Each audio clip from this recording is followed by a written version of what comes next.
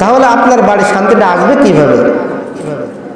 আপনি নামাজ পড়েন না, আপনার ছেলে পড়ে না, আপনার বাবা পড়ে না, মেয়ে পড়ে না, আপনার স্ত্রী পড়ে না, আপনার বাড়ির শান্তিটা আসবে কোত্থেকে?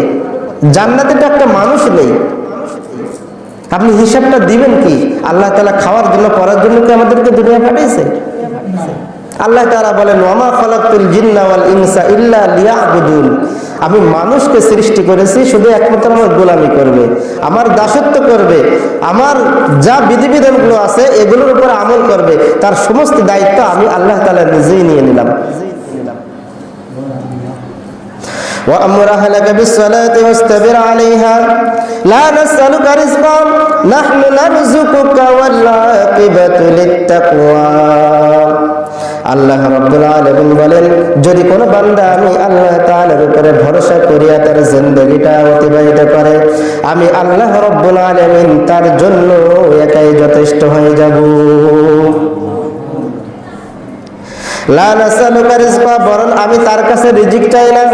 নাহনু নারযুকুকা ওয়াল আকিবাতু লিত্তাকওয়া, বরং আমি আল্লাহ রাব্বুল আলামিন ওই মানুষদেরকে আমি আল্লাহ তাআলা রিজিক দেই। আবার আল্লাহ তাআলা বলেন, হে বনি আদম, তুমি কি জানো তোমার সম্মান কত? আল্লাহ তাআলা বলেন, গোটা জগতের ভিতরে আমি বনি আদমকে বানিয়েছি সব থেকে সম্মানিত। বনি আদমের মতো মানুষের মতো এমন সম্মানিত গোটা জগতে কেউ নাই। ওয়ালাকাদ কাররামনা বনি আদম ওয়া হামালনাহুম ফিল বাররি ওয়াল বাহরি ওয়ারযাকনাহুম মিনাত তাইয়্যিবাত ওয়া ফাদ্দালনাহুম আলা কাসীরিম মিম্মান খালাকনা তাফদীলা।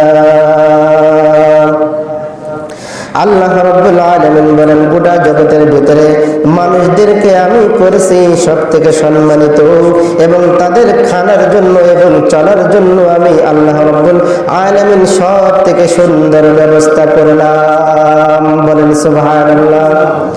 আল্লাহ তাআলা বলেন, আমি আল্লাহ তাআলার প্রতি যে তাকওয়া অর্জন করে চলবে, আমি আল্লাহ তাআলার উপরে যে ভরসা করে চলবে, আমি আল্লাহ রাব্বুল আলামিন তার জন্য যথেষ্ট হয়ে যাব। আর আল্লাহ রাব্বুল আলামিন যার জন্য যথেষ্ট হয়ে যাবে, তার কি দুনিয়ায় আর কারো পিছনে যাওয়া লাগবে? আল্লাহ রাব্বুল আলামিন বলেন, দুনিয়ার বুকে মানুষের কাছে চাইলে মানুষ রাগ করে, একবার চাইলে দেবে, দুইবার চাইলে দেবে, তিনবার এবার সে রাগ করেন। অথচ আমি আল্লাহ রাব্বুল আলামিন বললাম, যদি কোনো বান্দা আমি আল্লাহ তাআলার কাছে চাই, আমি আল্লাহ রাব্বুল আলামিন তার উপরে খুশি হইয়া যায়। আর যে আমার কাছে চাই না, আমি আল্লাহ রাব্বুল আলামিন তার উপরে বড় বেজার।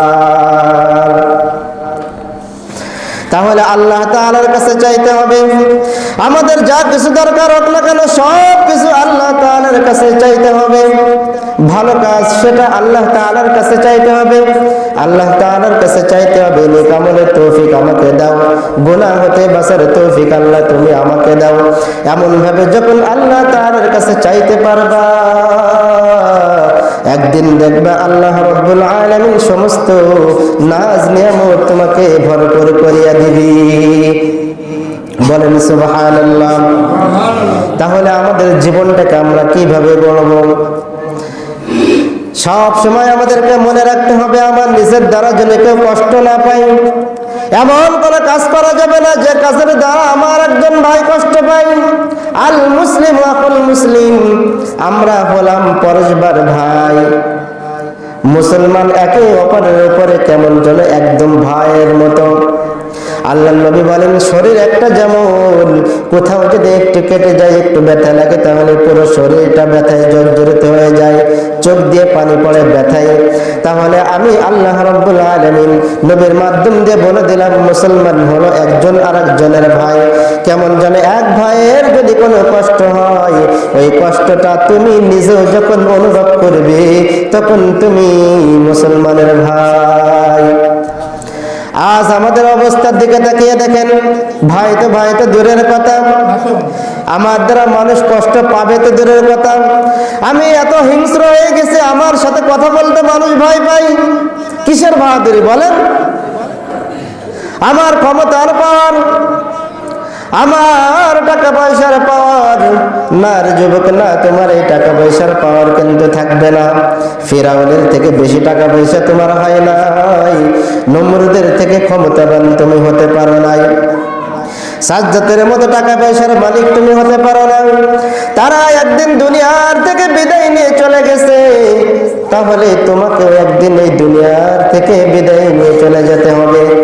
তাহলে তুমি মানুষের সাথে খারাপ ব্যবহার করিয়া, মানুষ তোমার উপরে অসন্তুষ্ট হইয়া, তুমি যে মানুষের বদদোয়া পড়াইয়া পড়াইয়া তোমার জিন্দেগিটা নিয়ে যাইতেছ, এতে তোমার কি লাভ একটু আমাকে বলেন। আল্লাহ তাআলা বলেন, হে মানুষ, তুমি তোমার নিজের দিকে তাকিয়ে দেখো। তুমি একটা ছোট্ট মানুষ ছিলে, তুমি কিছু ধরতে পারতে না, কিছু খাইতে পারতে না, তুমি কিছু বলার শক্তিও তোমার ছিল না, তুমি শুধু কান্না করতে। সেই কান্না দেখে মা বুঝতো তুমি এখন খাবার খাবে, সেই কান্না দেখে মা এখন বুঝতো তুমি পেশাব পায়খানা করবে। আজ আল্লাহ তাআলা তোমাকে এত নাজ নিয়ামত দান করেছেন, সেই নাজ নিয়ামতের শুকরিয়া কি তুমি এমন ভাবে করো যে আল্লাহ তাআলা তোমাকে ডাকে নামাজ পড়ার জন্য, তুমি বলো না আমি নামাজ পড়বো না। আল্লাহ তাআলা বলেন রোজা রাখো, তুমি বলো না রোজা রাখবো না। আল্লাহ তাআলা বলেন সুদ খেও না, তুমি বলো না আমি খাবো।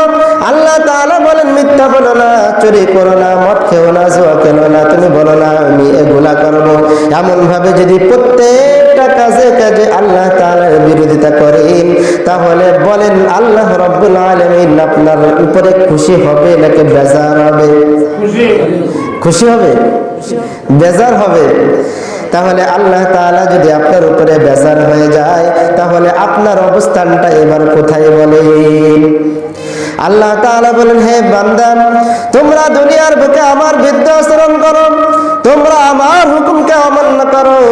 আমি আল্লাহ রাব্বুল আলামিন ইচ্ছা করলে পারতাম তোমার চোখটা কানা করে দিতে, আমি ইচ্ছা করলে আল্লাহ পারতাম তোমার হাতটা পোড়া করে দিতে, আমি আল্লাহ রাব্বুল আলামিন চাইলে তোমার পা দুটো ভেঙে দুনিয়ার বুকে ওই ঘরের ভিতরে বসে রাখতে পারতাম।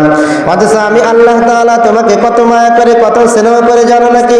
তুমি এত অন্যায় করার পর আমি আল্লাহ রাব্বুল আলামিন তোমার খানাটাকে বন্ধ করি নাই, তোমার হাত পাকে আমি সুন্দরভাবে রেখেছি, এমনকি তোমাকে আমি কোনো অপমানও করি নাই। তুমি যে অন্যায় করেছো, অপরাধ করেছো, তোমার অপরাধ যদি তোমার সন্তান জানে, তাহলে তোমাকে কোনোদিন বাবা বলে ডাকবে না।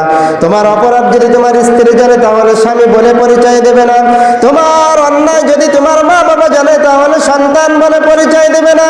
আল্লাহ তাআলা বলেন, আমি সমস্ত অপরাধকে গোপন করি, আমি আল্লাহ তাআলা তোমাকে মায়ার নজর দিয়ে রাখি। হে আমার প্রিয় বান্দা, তোমরা যারা অন্যায় করেছো, অপরাধ করেছো, গুনাহ করে ফেলেছো, আমি আল্লাহ রাব্বুল আলামিনের কাছে তোমরা ফিরে আসো এবং খাঁটি তওবা করে নাও। যদি বান্দা তুমি খাঁটি তওবা করতে পারো, আমি আল্লাহ রাব্বুল আলামিন মুহূর্তে তোমাদের জিন্দেগীর সমস্ত গুনাহ থেকে মাফ করিয়ে দিব।